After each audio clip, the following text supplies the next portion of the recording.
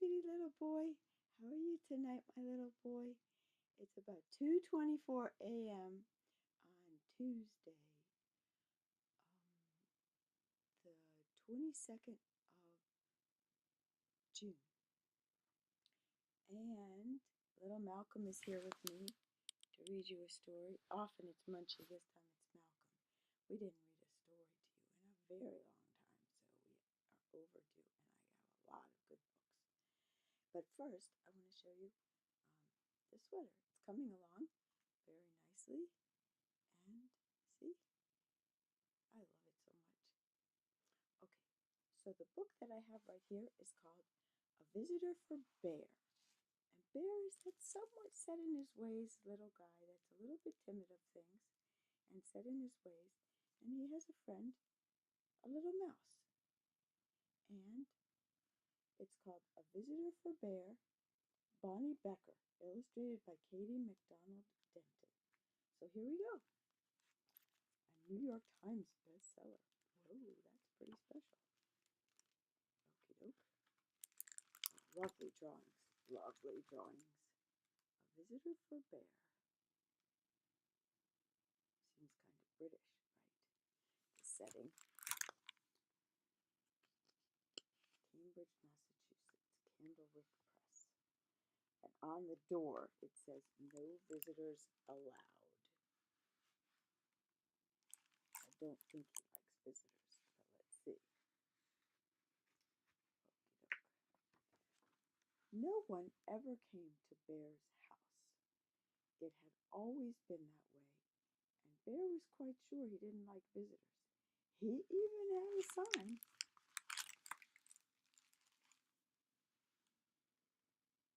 No visitors allowed. He's quite sure, without ever having really had any. And it often happens that we're quite sure of something without really knowing. So let's see what happens. One morning, Bear heard a tap, tap, tapping on his front door. This is Bear's lovely kitchen. Lovely house. I wonder who could be at his front door.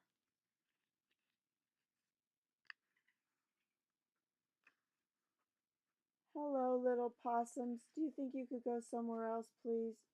That's not Bear saying that. That's me. Because there was a mother possum and a younger possum right outside earlier when I closed the door to go to bed. Oh, I tell you, this is a lively place. When he opened his door, there was a mouse, small and gray and bright-eyed. "No visitors allowed," Bear said, pointing to the sign. "Go away." He closed the door and went back to the business of making his breakfast.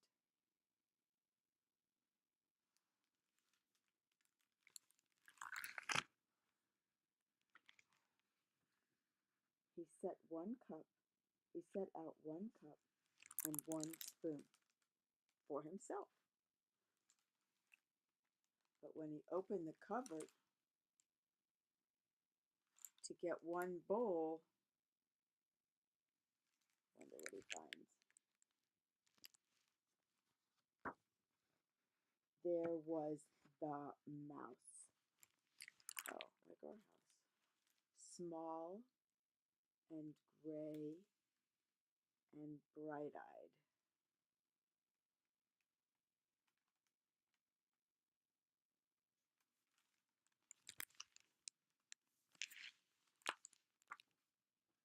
"I told you to leave," cried Bear.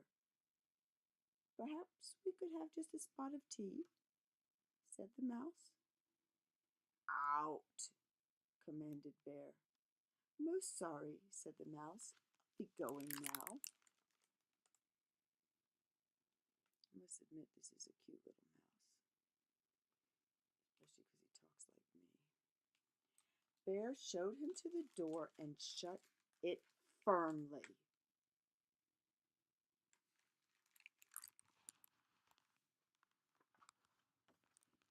Then he went back to the business of making his breakfast.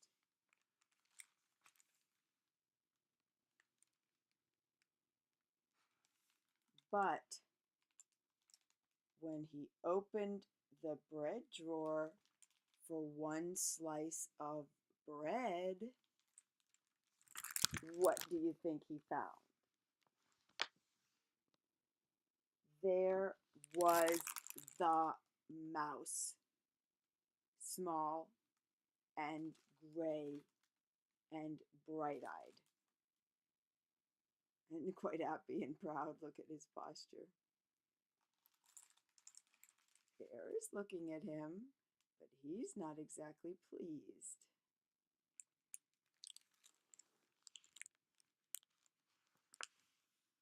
Unbelievable, rumbled Bear. Away with you. Vamoose. I do like a bit of cheese, said the mouse. Bear pointed a rigid claw toward the door. Yes, then here I go, said the mouse. Farewell. And the mouse whisked out the door. I kind of like this book. It's fun. I don't know what's going to happen, but I have a feeling the mouse is not completely gone. This time, Bear shut the door very firmly and locked it tight. He locked the windows too, for good measure.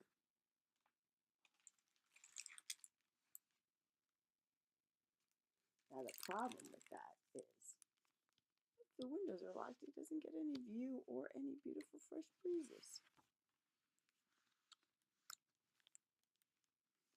Then once again he went back to the business of making his breakfast. But when he opened the fridge to get one egg, how could the mouse be in there? It's not like the refrigerator door has any openings.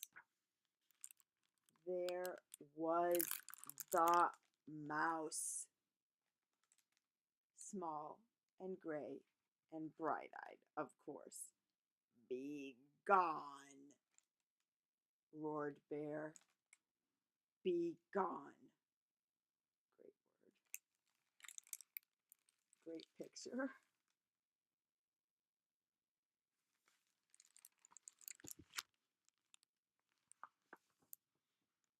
A crackling fire? Ventured the mouse. This is impossible, intolerable, insufferable, cried Bear, shaking with anger and disbelief. Terribly sorry, murmured the mouse. Now you see me, now you don't.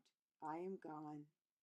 And the mouse looked very sorry indeed while he waited for Bear to unbolt the door and let him out again.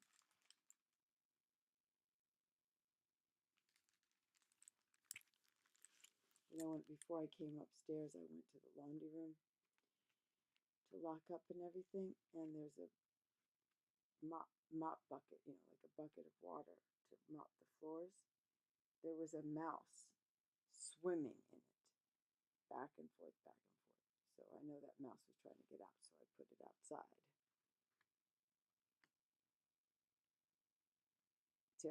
Now you see me, now you don't. I am gone. And the mouse looked very sorry indeed while he waited for Bear to unbolt the door and let him out again.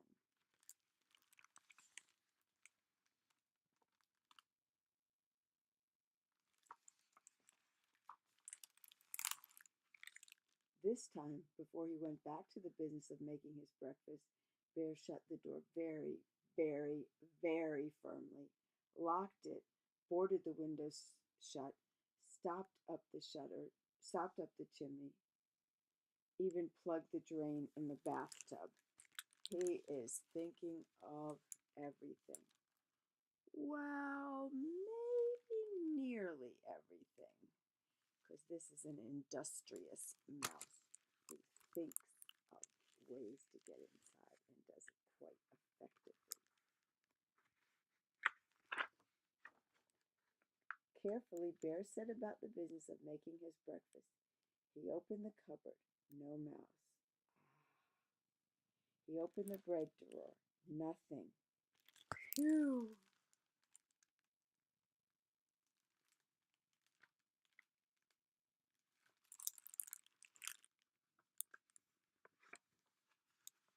He opened the fridge. Mouse free. Yes, indeed.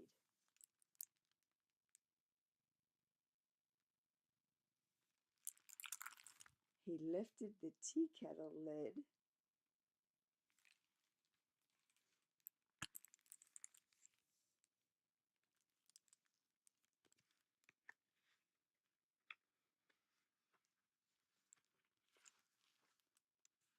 There was the mouse. Small and gray and, well, you know the rest. Bright-eyed. I love this mouse. Bear fell to the floor and wept. I give up, he blubbered. You win. I am undone. Just because the little mouse keeps wanting to come and join him for tea.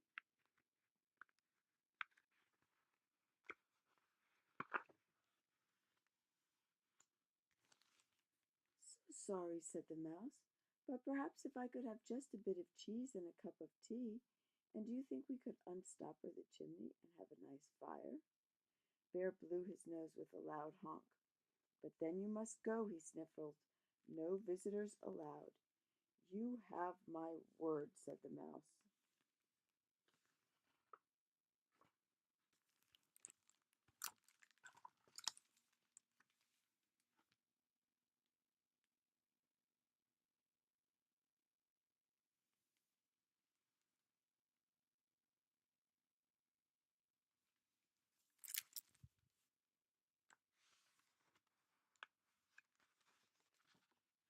Bear unshuttered and unboarded the windows, unlocked the doors,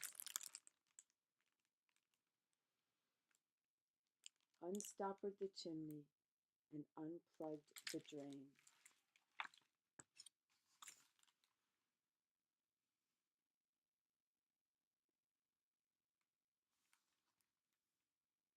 The mouse is with him. Look at that every step that he does.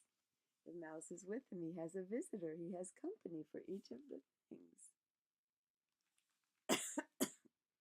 You might come to like this, having a friend come visit, even if the friend is a rather indomitable little mouse, not a bad friend. He brought out 2 plates of cheese and 2 teacups, and he made a crackling fire in the fireplace for 2 sets of toes. The mouse warmed his feet and nibbled and sipped, and Bear did too.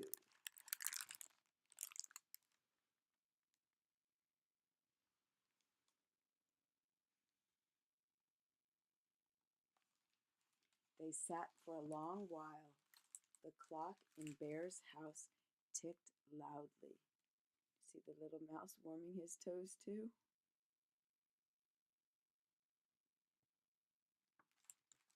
My grandparents had a grandfather clock, it's called, and it ticked loudly, and then every hour it made the number of the hour.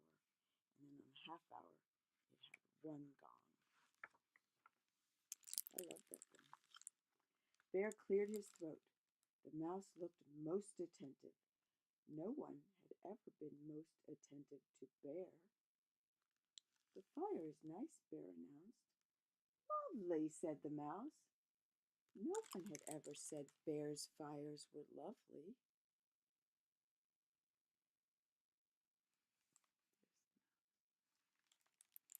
I can do a headstand, said Bear. Very impressive, said the mouse. This is as cute as can be, frankly. This is cute. He does a headstand. Bear told a joke. The mouse laughed heartily. No one had ever laughed at Bear's jokes before. Bear began to think of another joke. Look at the mouse laughing heartily, And Bear's laughing too. They're having fun. The mouse set down his teacup. Bear quickly lifted the teapot. There's plenty more, he said.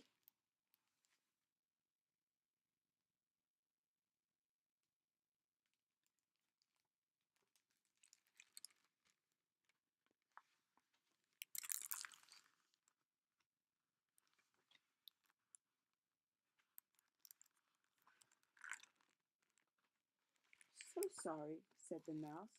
Most kind, but I must be on my way. Really, you needn't go, said Bear. I am off, said the mouse, springing up from his chair. Wait, cried Bear, but the mouse stepped out the door.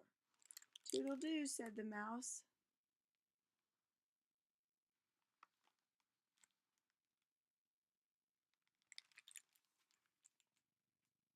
There's Bear. He's not so glad to have the mouse go.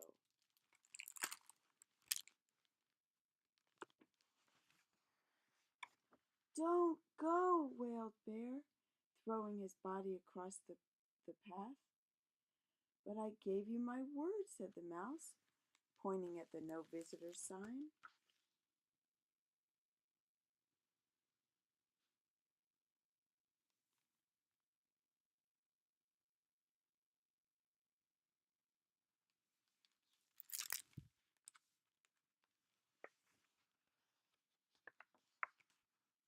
Oh, that, cried Bear, pulling down the sign and tearing it up. That's for salesmen, not for friends.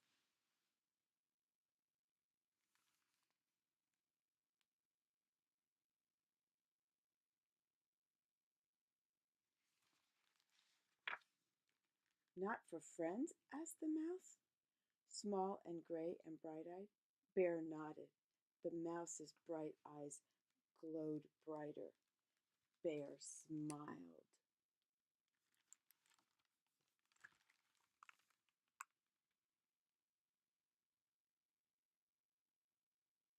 He's holding his finger. Oh, I love it. Do you like one lump or two? Said Bear most politely. I like two, said the mouse, and Bear agreed. I really like this book. This is a delightful book. A Visitor for Bear. Oh dear, 17 minutes reading it. I try to do it within 15. I love you, little guy. I will see you soon. Have a very nice sleep, my little boy. You're the sweetest little boy. I love you so much. See you soon, baby. Bye-bye.